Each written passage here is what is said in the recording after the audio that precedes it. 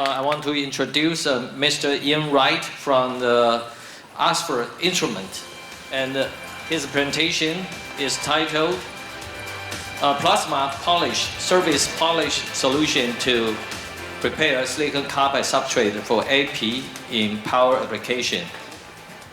Mr. Ian Wright joined Oxford Instrument in 2016 from SPTAs and has now been in the industry for almost 35 years, being especially involved in the development, marketing of plasma solution for the MEMS, optoelectronics and packaging markets, and more recently, while at Oxford Instrument, prioritizing the wire bandgap power segment for etching and LED process solution. He is in charge of all sales and business development activities for Oxford Instrument plasma solution across the region from Turkey to Japan. Let's give applause to Ian Wright. Thank you. Good afternoon, everybody, and thank you, Dr. Cheng. This time last year, I think everybody that flew in had to go through quarantine.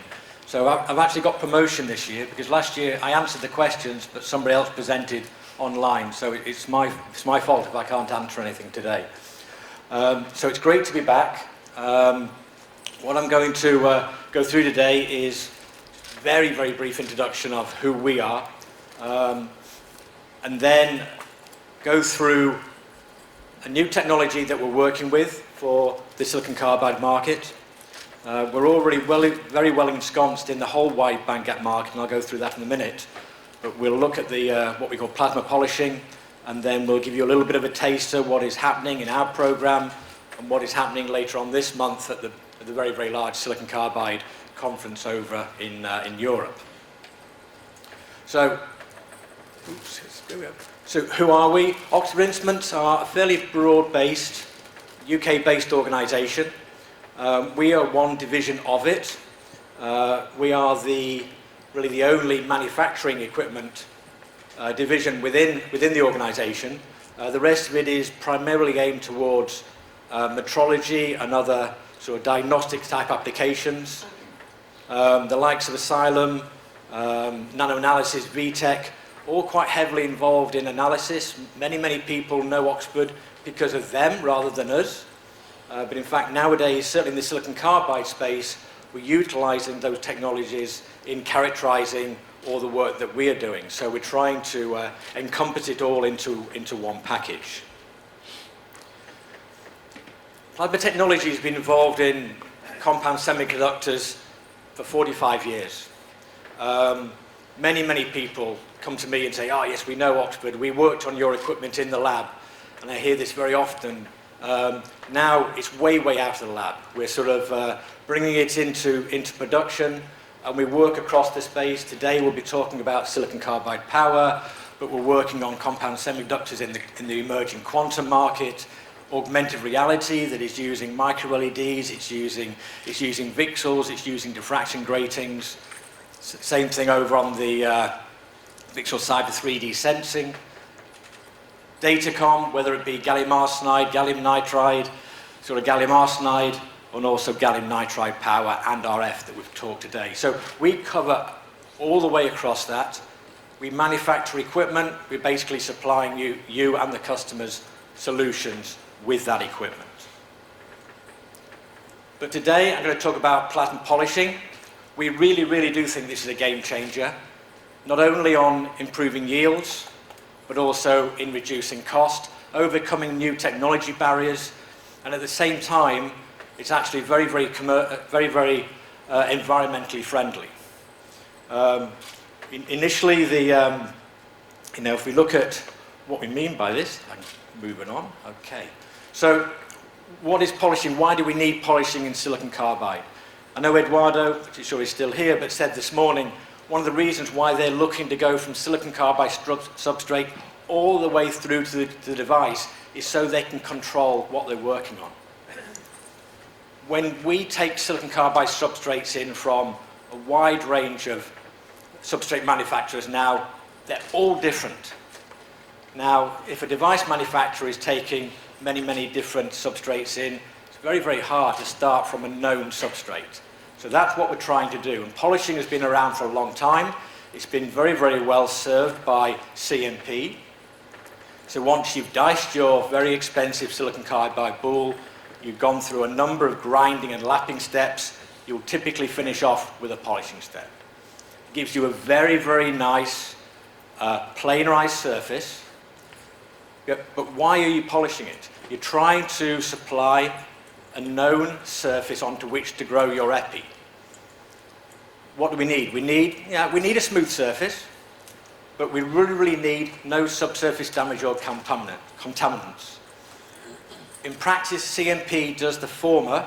It gives you a very, very nice smooth surface, but it does not totally remove all the damage on a consistent basis.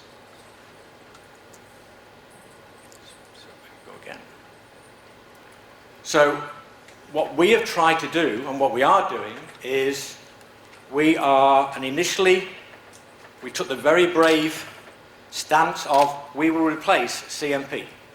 Now, in some companies that's great, and other ones that are a little bit more resistant, but what we're trying to supply, and what we are supplying, is a smooth Epi-Ready surface, free of subsurface damage. It's not like a wet process with pads that are wearing out. It's a very, very consistent process that many of you in the plasma business know how consistent this equipment is. Low operating cost. We're using very, very standard gases. A clean process. They said these are standard gases, standard abatement. There's no water here apart from recirculating through your pumps. And obviously, we've then had to go on to prove it works with the devices. It's no use just having a nice looking substrate. And we're using a fairly regular type of piece of equipment that we've been manufacturing for many years with a few modifications, with the process know-how. So again, we're not looking to reinvent the wheel. So if we look what we do, if we take on the left-hand side here, this is a wafer, an AFM image of a wafer before CMP that has been taken in from a company we bought it from. And then it's gone through two ways. It's gone through the normal CMP route. So the CMP will planarize it. So it'll go down from 1.5 nanometers, probably down to about 0.15 nanometers, but it will still have some subsurface damage in it. It's a physical process, so that it will not get rid of it. The plasma polishing, it doesn't always get it as smooth as CMP, and it actually, the etch is preferentially along the damaged areas, but it gives you no subsurface damage. Now, our argument is you do not need it as smooth as CMP. So typically, we're starting off with 1.5 nanometers. We'll finish off with about 0.7. If you start off with 0.5, you'll finish off with 0.25. But the big thing here is, after plasma polishing, that one example here, 0.7 nanometers, the CMP was 0.15 nanometers. We then put it through the same epi reactor, and to the visual naked eye, they are identical. The smoothness is there. So the one where we plasma polished, it is now effectively planarized it. Now the proof is, how good is that epi? So, took a step back. We actually went to bulk speed and said, can you give us some wafers, your standard customer wafers, CMP'd, and can you give us some wafers before you do your CMP? We managed to get them to agree to that, and then we did our plasma polishing, and then we took those wafers and their CMP wafers, and then we made pin diodes, and we made MOSFETs, working with partners in the UK. And this is the result of the pin diode. And you'll actually see on the left-hand side is that even with the CMP wafers, which before the epi looked perfect, so they were measured in a candela, they looked absolutely perfect, but after the CMP and the pin diodes, there was damaged areas. There were micro scratches, there were pits, in the wafer, and obviously that suffered on die loss. Plasma polishing is very, very consistent. So it's a very, very small sample segment. So at the moment, we're not claiming we're always better every single day, but we're actually, what we can say is that we're much, much more consistent and as good, if not better, than CMP. We look at MOSFETs, which are the more difficult one. And again, on the left-hand side, these are pass rates, starting from 90. And in every single case, we are as good, if not better. So again, although we don't have a smoother surface as CMP, the results that are coming back is that there is little to no damage in the surface, and it results with a higher yield.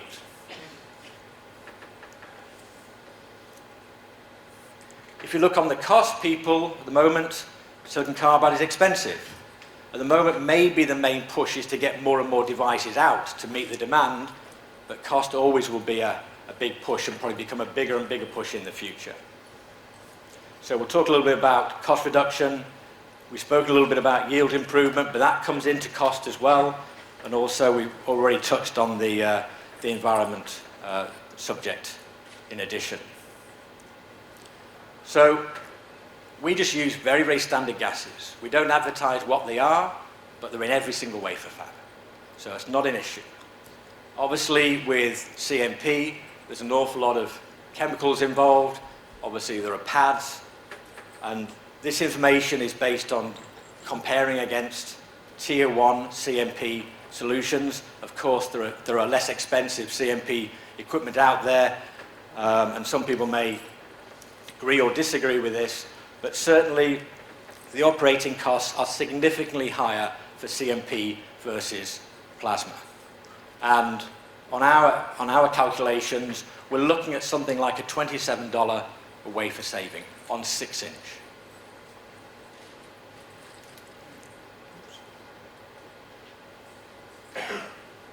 Obviously, capital expenditure is important. For a certain wafer throughput, plasma tools are a little bit more expensive than CMP, but not dramatically so. So even on 6-inch, we're still getting a saving of upwards of $20 a wafer. You'll get a return on investment within a year. There are very, very few technologies that can offer you that nowadays. If you then scale to 200 millimeter, well, with plasma, it doesn't really scale that way. We don't halve the etch rate as we go from 6-inch to 8-inch. But with CMP, it's much closer than that, so the actual cost savings are even higher. So in theory, we can get a return on investment within 6 months.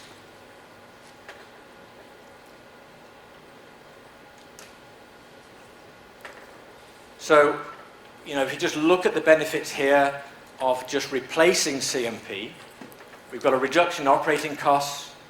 We've got the benefits of using a plasma, so we've got things like run-to-run, wafer-to-wafer, machine-to-machine, reliability of less than 3%.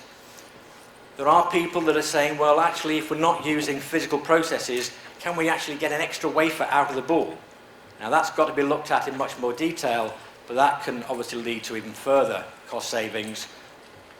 And also, we eradicate most of the cost on the environmental side. So we've already spoken about the direct costs. On yield, if we can give you 1% more in yield, that will lead to another $12 to $15 a wafer cost saving as well. The interesting thing is that we've been looking and did all our base measurements on CMP replacement, but different people use all the different carbide substrate manufacturers and the Epi guys. They all do very, very different things. They all have very different challenges. Some of them have said, well, yes, we're really keen on this.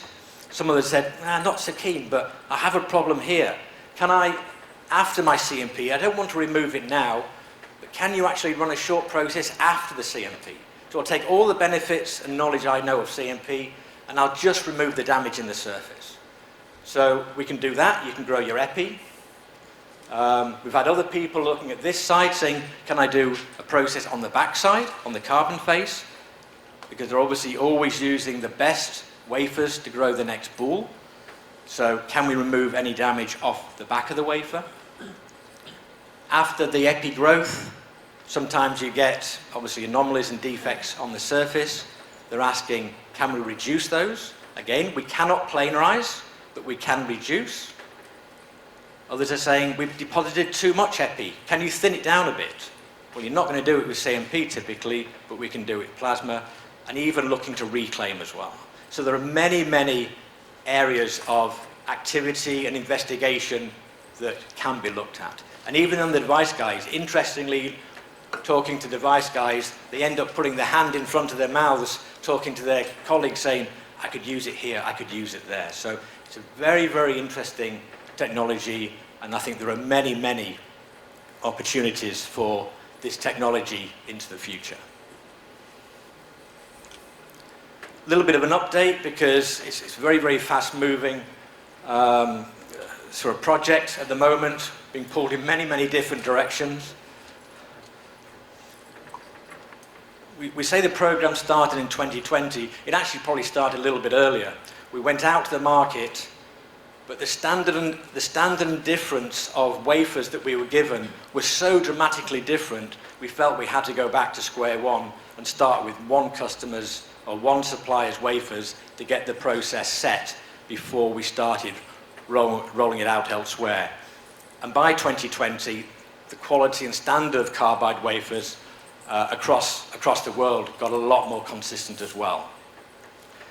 So back in 2020, we started off with working with 5 customers and their wafers. We launched the process and technology last year. This slide now is way out of date. We've got probably an extra 30 additional customer engagements going.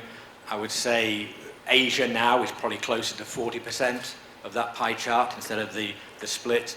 But it's very interesting that there's obviously, we know most of the big suppliers around the world historically being US, Europe and Japan, but obviously a number of players over here in the rest of Asia, obviously Taiwan, especially in China, are coming through very, very strong. So later on, this month, in about 2 weeks' time, I'll be there. I'm sure some other people here will be there. We'll be in sunning ourselves just south of Naples in Italy at the big Silicon Carbide conference. It does, I think it will be the biggest one ever. We'll be presenting a paper there where we are demonstrating our progress, but also doing the surface characterization, utilizing our other partner divisions' technology as well. In addition, we're now really moving forward strongly on our 200 millimeter plan. The only reason why this hadn't started before is getting hold of the material, but we're managing now to get partners that are really, really interested in engaging with us, driving this through, that even if they don't fully engage on all our capabilities on 6-inch, it really, really brings it home on 200 millimeter.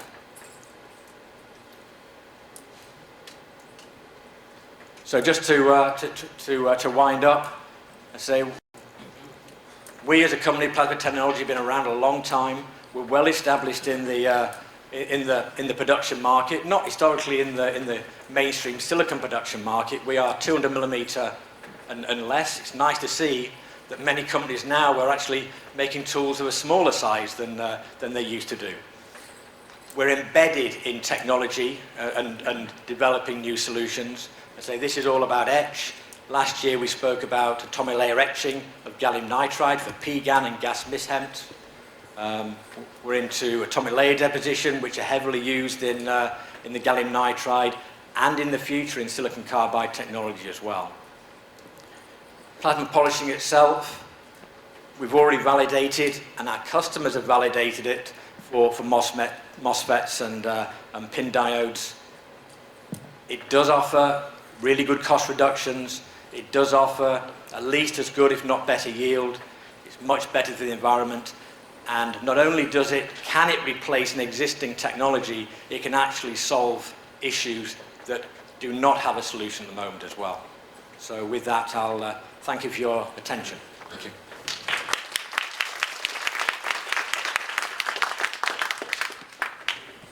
Okay, is there any question? And our audience has 4 questions. The first one is how to judge and make sure there are no plasma damage or any trap induced on the AP surface after the plasma polishing process.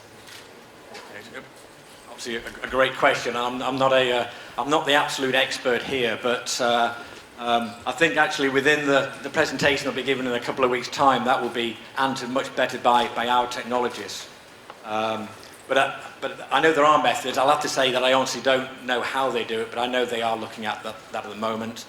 But the proof in the pudding really comes down to the device performance at the end of the day. But there are techniques to look at the damage levels, but I must admit, I personally don't know how they do it. Sorry. It's fine. But next one could be a problem. Is the plasma polish more like chemical reaction or a physical bombardment? I can answer that one. Okay, good. So it's a little bit of both. We are obviously using a plasma, so we are using a reactive chemistry. It's not but silicon carbide also doesn't etch like silicon. Something like silicon, if you just put fluorine radicals on the silicon surface, it will etch it.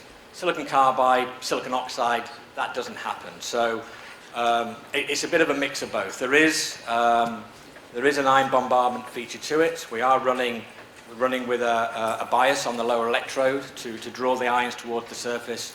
So we have to break the surface bonds to react. So it really is a mixture of both. Okay, great. The third is, would the defect be a concern for silicon carbide polish compared to CMP? Compared to the CMP, would the defect be a concern for silicon carbide? I'm not sure. Yeah. I'm not exactly sure. Well, I'll interpret that and mean that if you actually look at things like, when people grind and when they CMP, they're physical processes. So physical that obviously in CMP, sometimes you actually break the wafer. And if you break the wafer and you've got a batch tool, you may have lost all your wafers. But anything that's physically is in contact with the surface can induce damage. And that damage can show itself in obviously the device performance once you've grown your epi, creating defects in the epi so you can't grow any wafers, anything at all. It can also induce sort of warpage in the wafer as well. With a plasma, we're not physically touching the wafer. So as long as we aren't, silicon carbide itself doesn't get damaged like an AlGaN or a GaN layer in an RF device. But really what we're doing is we are removing the damage that has been incorporated into the surface by the CMP. So it's very different. We're removing the problem. Okay. And the final question is, the ER of silicon carbide is relatively low. How is the throughput of silicon carbide plasma polish process? Okay, that's a decent question.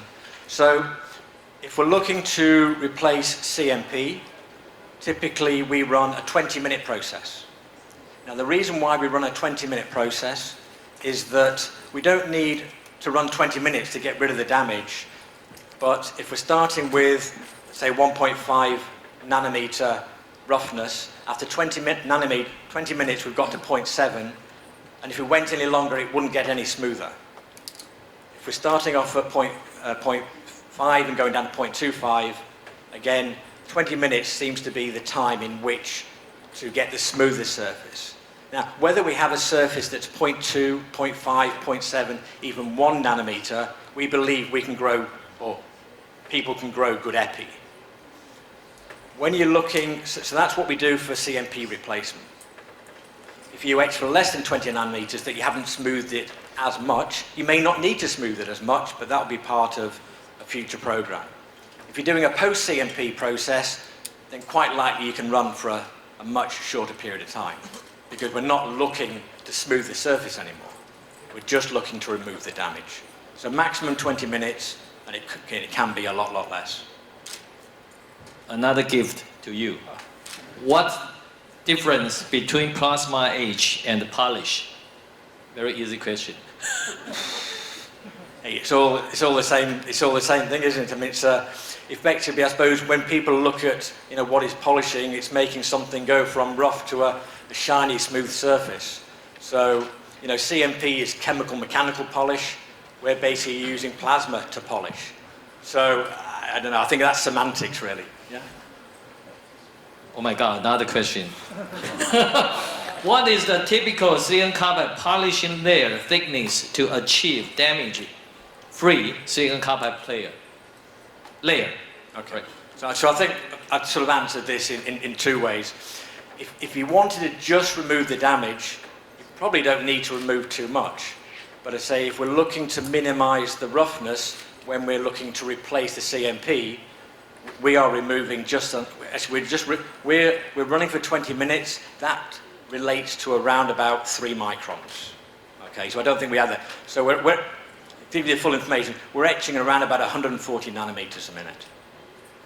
Now that's not the fastest you can etch silicon carbide. You can etch silicon carbide at a faster rate than that, but 140 nanometers a minute is, for us, is the optimized rate. Okay, great. I need to end the session this time. So let us thank Ian again